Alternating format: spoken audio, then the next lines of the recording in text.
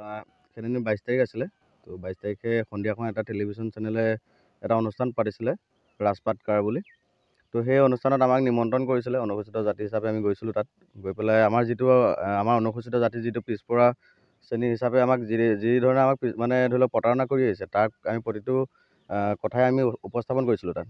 তো তেতিয়া কি হৈছে, অতুল বৰা ভেৰণীয়া যিকেইজন গুণ্ডা আছিলে, সেই গুণ্ডাকেইজনে আমাৰ লগত তৰ্ক কৰে। তাৰপিছত তৰ্ক কৰাত সেই টেলিভিশ্যনৰ আপোনাৰ যিকেইজন হেৰি আছিলে, প্ৰচাৰক আছিলে, প্ৰচাৰকে সেই অতুল বৰাৰ সেই গুণ্ডা বাহিনীক বাহিৰলৈ খেদি পঠাইছিলে। তো খেদি পঠোৱাৰ পিছত তেখেতসকলে লাজ অপমান পালে। তাৰপিছত আমি নাজানো আৰু আমি সেইখিনি পাৰ্চনেলি কাকো লোৱাও নাই।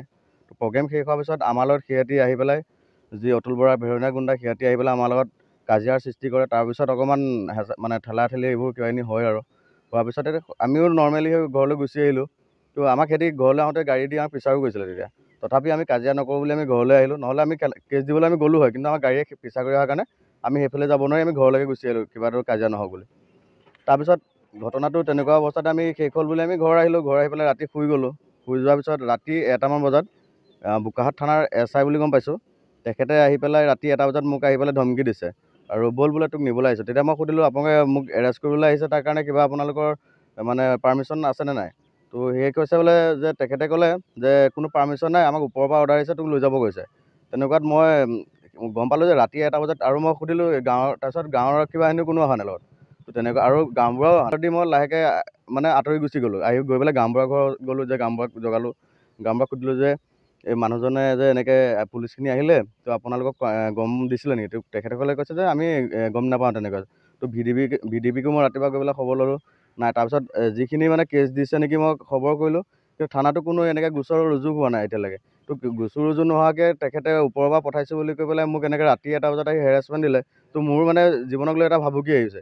কিন্তু মই এতিয়া মানে কি হয় যে, মই কোনো পধ্যে মানে থানাটো হয়তো মই যাব নোৱাৰোঁ। এতিয়া থানাত গ'লে মোক উল্টা কেছত মোক ফচাই পেলাই কিবা কাৰণত ফচাই দিব পাৰে। আৰু এতিয়া যদি আমি মই বাইট দিয়া নাই কালি পৰহি পৰা, বিকজ এইটো কাৰণে, তো তেখেতসকলে আমাক মানে বহুত বেছি ভয় ভাবুকি খুৱাই আছে ঘৰত আহি পেলাই। আৰু মানুহ গুণ্ডা বাহিনীও লগাইছে, ফোন কৰি এনেকৈ ভয় ভাবুকি খুৱাই আছে মানে। তো এনেকুৱাও মানে অপৰচুনিটি আহিছে যে AGPত জইন কৰিলে হয়তো এইবোৰ একো চেটেল কৰি যাব। তো সেইকাৰণে এতিয়ালৈকে আমাক মানে ৰাতি যাতে এনেকৈ পুলিচ আহি পেলাই এনেকুৱা এটা ডাঙৰ ক্ৰাইম কৰা নাই যে ৰাতি 1টা-2টা বজাত আহিব।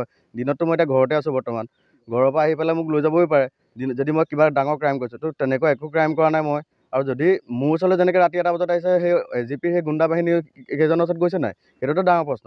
তো বোকাখাটৰ BJPৰ খুব ঘনিষ্ঠ আকাশ ফুকন ডাঙৰীয়াৰ ভাতৃৰ ফুলশালীয়েক আছিলে প্ৰাঞ্জল শৰ্মা, আৰু বাকী এজন পংকজ বুলি জানো, বৰ বিশেষকৈ নাজানো। তো সিহঁতি মানে অলপ পাৰ্চনেলকৈ লৈ ল'লে কথাবোৰ। তো আমি তাত একো পাৰ্চনেল, আমি যিটো অনুসূচিত জাতিৰ যি পিছপৰা শ্ৰেণীৰ লোকসকলক যি প্ৰতাৰণা কৰি আছে, AGP চৰকাৰ হওক, AGP আৰু BJP যি চৰকাৰ আছে, আমাৰ বৰ্তমান আমি দুখিত যে অতুল বৰা ডাঙৰীয়াক আমাৰ বিধায়ক আৰু মন্ত্ৰী হিচাপে পালোঁ।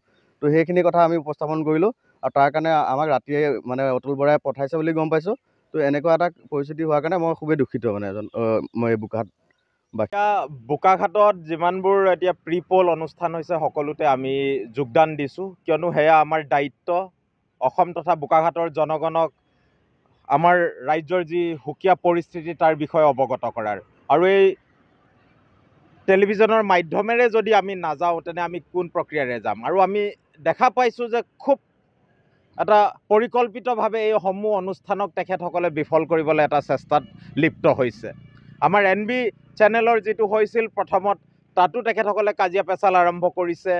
তাৰপিছত দ্বিতীয়বাৰ যেতিয়া ND24ৰ অনুষ্ঠান হ'ল, তাতো দেখা পোৱা গ'ল যে ACPৰ এই ল'ৰাবোৰক আমাৰ সন্মানীয় ৰাজদীপ বাইলুং ডাঙৰীয়াই নিজে প্ৰগ্ৰেমৰ পৰা তেখেতসকলক ক'লে যে আপোনালোক ইয়াত অপ্ৰীতিকৰ পৰিস্থিতি ইয়াত সৃষ্টি নকৰিব, আপোনালোকে বাহিৰলৈ যাওক। যিহেতু আপোনালোকৰ যদি ক'বলগীয়া কোনো যুক্তিসংগত গঠনমূলক কোনো বক্তব্য নাই, তেনে আপোনালোকে বাহিৰত বহক। ল'ৰাসকল বাহিৰত বহি আছিল, তালৈকে একো ক'বলগীয়া নাই, আমি নিজেই ষ্টেজত আছিলোঁ, ধুনীয়াকৈ তাৰপিছত কি হৈছে, মই যেতিয়া পিছ দৰ্জা দি ওলাই গুচি গৈছিলোঁ, গুচি যোৱাত মোৰ ভাইটি আছিলে আৰু দাদা আছিলে, আৰু ভাইটিৰ ৱাইফ আছে, নতুনকৈ বাচ্ছা হৈছে, আজি 1 মাহো হোৱা নাই।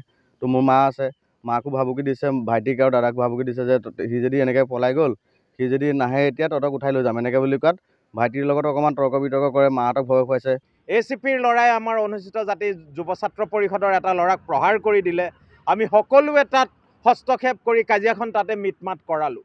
তাতে ক্ষান্ত নাথাকি আমি দেখা পালোঁ যে অতুল বৰা ডাঙৰীয়াৰ তত্বাৱধানত ৰাতি 1টা বজাত অংকুৰ দাসৰ ঘৰলৈ বোকাখাটৰ এজন পুলিচ অফিচাৰ গৈছে। কোনো ধৰণৰ নটিচ নাই, কোনো ধৰণৰ ধৰক এজাহাৰ বা চামন নোলোৱাকৈ, কোনো ধৰণৰ কাকো খবৰ নিদিয়াকৈ এটা সংগঠনৰ, এটা সন্মানীয় সংগঠনৰ সদস্যৰ ঘৰলৈ এনেকৈ ৰাতি অন্ধকাৰত গুণ্ডা বাহিনীৰ দৰে পুলিচ যোৱা কাৰ্যটোক অসমবাসীয়ে কি বুলি গৃহীত কৰিব? এই কথাটো আমি স্পষ্টভাৱে অসমৰ মুখ্যমন্ত্ৰী ডাঙৰীয়ালৈ প্ৰেৰণ কৰিছোঁ যে আপোনালোকে অসমৰ পুলিচক কি গুণ্ডা বাহিনীৰ দৰে ব্যৱহাৰ কৰিব লৈছে নেকি? সমগ্ৰ অসমবাসীয়ে কিন্তু এইটোত শংকিত হৈছোঁ আৰু লগতে ক্ষোভিত হৈছোঁ। আৰু ইয়াত বোকাখাতত দেখা পোৱা গৈছে যে অতুল বৰা ডাঙৰীয়াৰ ছত্ৰছায়াত যিসকলে সৰু সৰু ল'ৰা উঠি আহিছে, তেখেতসকলে হয়তো বোকাখাতৰ ইতিহাস নাজানে। আমাৰ সম্প্ৰীতিৰ দোলডাল ভাঙিবৰ কাৰণে, মষিমূৰ কৰিবৰ কাৰণে অতুল বৰা ডাঙৰীয়াৰ লগত এক হ'লে নহ'ব। অতুল বৰা ডাঙৰীয়াই আমাৰ শিপা বুজি নাপায়, সেয়া আমি স্পষ্টভাৱে জানো। তেখেতে গোলাঘাটৰ শিপা বুজি পাব পাৰে, কিন্তু বোকাখাতৰ অনুসূচিত জাতি, অনুসূচিত জনজাতি, আমাৰ চাহ বাগিচাৰ আমাৰ জনগোষ্ঠীয় লোকসকল, আমাৰ ইয়াৰ অসমীয়া লোকসকলৰ, বেংগলী মাৰোৱাৰী সকলোৰে যি একতাৰ এনাজৰী আছে, সেইডাল ভংগ কৰিবলৈ কিন্তু আপুনি চেষ্টা নকৰিব। আপোনাক সকীয়াই দিয়া হৈছে, ৰাজনীতি কৰিছে, গণতন্ত্ৰৰ আওতাত থাকি ৰাজনীতি কৰক। আমাৰ পূৰ্বপুৰুষ বাবা চাহেব আম্বেদকাৰে দিয়া সংবিধানৰ আওতাত আপুনি আজি গাদীত বহিছে, সেইখন ধ্বংস কৰিবলৈ চেষ্টা নকৰিব, ৰাইজক আৰু জোকাই নল'ব, সেয়া আপোনালৈ আমাৰ শেষ অনুৰোধ। সেইদিনাখন 22 তাৰিখ আছিলে, আমাৰ ND24 সংবাদ মাধ্যমে আমাৰ কাজিৰঙাৰ লোকসভা সমষ্টিৰ হৈ এটা টকশ্ব' আয়োজন কৰিছিলে আৰু তেখেতলোকে বিভিন্ন দল সংগঠনক মাতিছিলে। সেই অনুষ্ঠানটোত অসম গণ পৰিষদ দল, ভাৰতীয় জনতা পাৰ্টি, কংগ্ৰেছ দলকে ধৰি বিভিন্ন জাতি জনগোষ্ঠীয় দল সংগঠনৰ মুৰব্বীসকল আছিলে। তাত আমাৰ অনুসূচিত জাতি যুৱ ছাত্ৰ পৰিষদৰ ফালৰ পৰা আমি প্ৰতিনিধিত্ব কৰিছিলোঁ। সকলো চব ঠিকেই থাকে চলি আছিল, কিন্তু লাষ্টত টকশ্ব' শেষ হোৱাৰ পিছত এই অসম গণ পৰিষদৰ মানে ঔৰসত জন্মগ্ৰহণ কৰা অসম ছাত্ৰ পৰিষদৰ দুজনমান বিষয়ববীয়াই আমাৰ অনুসূচিত জাতি যুৱ ছাত্ৰ পৰিষদৰ নতুনকৈ অংশগ্ৰহণ কৰা এজন সদস্যৰ ওপৰত, অংকুৰ দাস নামৰ এজন সদস্যৰ ওপৰত তেওঁলোকে অনাহকত আক্ৰমণ কৰে। তেওঁলোকে যুক্তিতৰ্কত তেওঁলোকে হাৰ মানি অনাহকত তেওঁলোকে মানে অলপ ঠেলিয়া গতীয়া কৰে। গতিকে এইটো খুব দুৰ্ভাগ্যজনক। বিশেষকৈ বোকাখাত সমষ্টিত, এই বোকাখাত সমষ্টিৰ অতুল বৰা ডাঙৰীয়া, বিশেষকৈ অসমৰ এজন প্ৰতাপী মন্ত্ৰী থকাৰ পিছতো তেওঁ ঔৰসত, অসম গণ পৰিষদৰ ঔৰসত জন্মগ্ৰহণ কৰা এই অসম ছাত্ৰ পৰিষদৰ যিকেইজন নেতৃবৰ্গই এইটো ঘৃণনীয় কাম কৰিছে, বিশেষকৈ আমাৰ সদৌ আমি বোকাখাতবাসী ৰাইজে সেইটো লাজ পাইছোঁ, সকলোৰে মুখে মুখে ওলাইছে। গতিকে অসমৰ ৰাইজেও সেই টকশ্ব'টোত হয়তো দেখিব। কিন্তু কথা হ'ল কি, এইটো খুব ঘৃণনীয় কাম। গতিকে মন্ত্ৰী মহোদয়ক আমাৰ অনুসূচিত জাতি যুৱ ছাত্ৰ পৰিষদৰ পৰা সকীয়াই থোৱা হৈছে যে অনাগত সময়ত আপোনাৰ এই সোঁৱে বাৱে থকা লালু পাঞ্জুৰবিলাকক অকণমান আপোনালোকে নাকি লগাওক, নহ'লে ভৱিষ্যতে কিন্তু আপুনি অসুবিধাত সন্মুখীন হ'ব লাগিব।